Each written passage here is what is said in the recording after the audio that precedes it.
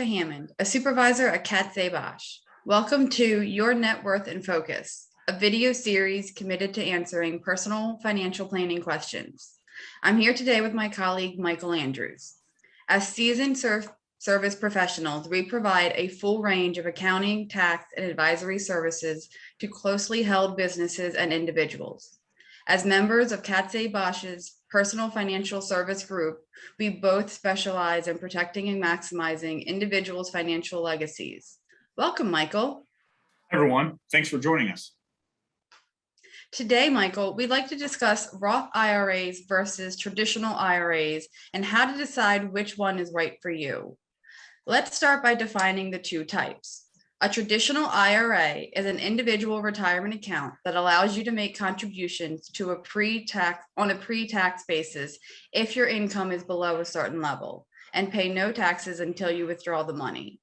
Starting at age 72, you'll have to start taking mandated annual required minimum distributions, also known as RMDs, from your traditional IRA.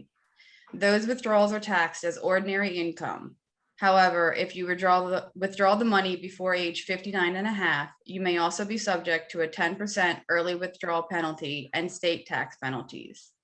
A Roth IRA is a special retirement account where you pay taxes on money going into your account, and then all future withdrawals are tax-free. You can withdraw contributions to a Roth IRA account at any time, tax and penalty free, and can withdraw earnings tax-free after the age of 59 and a half. If you've had the account for at least 5 years or you meet other certain other conditions. If you make an early withdrawal of any earnings, you may pay taxes and penalties on them. There are no annual RMDs with Roth IRAs. Michael, if you qualify for both accounts, how do you choose which one to contribute to? Sure, Rebecca. As you mentioned, both have benefits and each can be further elaborated regarding tax deductions, eligibility, and accessibility. However, today we'll take a look at some high-level items to consider. 3 items you should take a look at when considering Roth versus traditional IRA are your current tax bracket, which is known, your expected tax bracket at retirement, which is unknown at the current moment, and 3, your personal preference.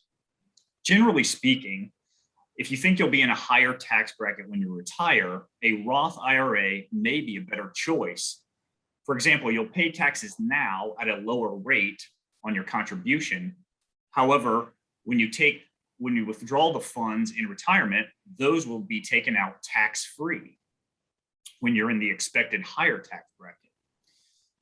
Conversely, if you expect to be in a lower tax bracket during retirement, a traditional IRA might make more sense.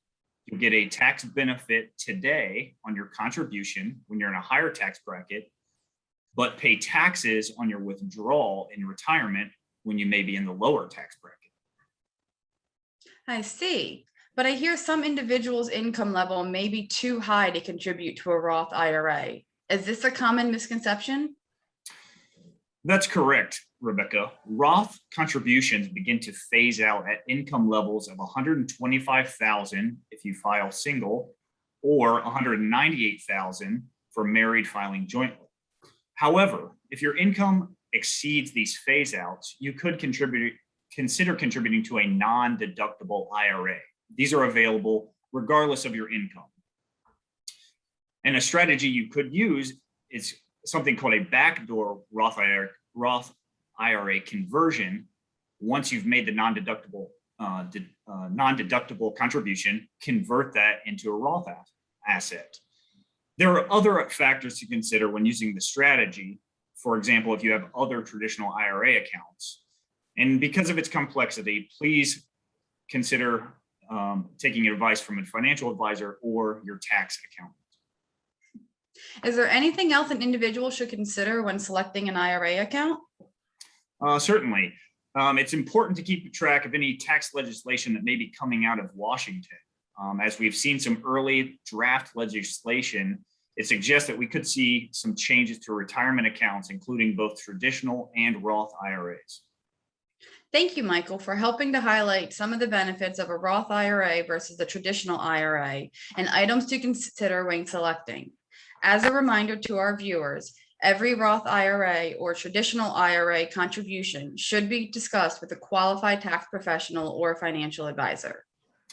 Thank you for watching our session today.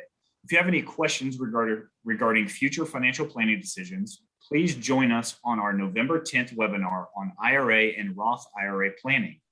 Our tax and estate advisors, Mark Kelly and Lori Kirk, will go further into detail on these retirement accounts regarding their rules, opportunities, and beneficiary considerations.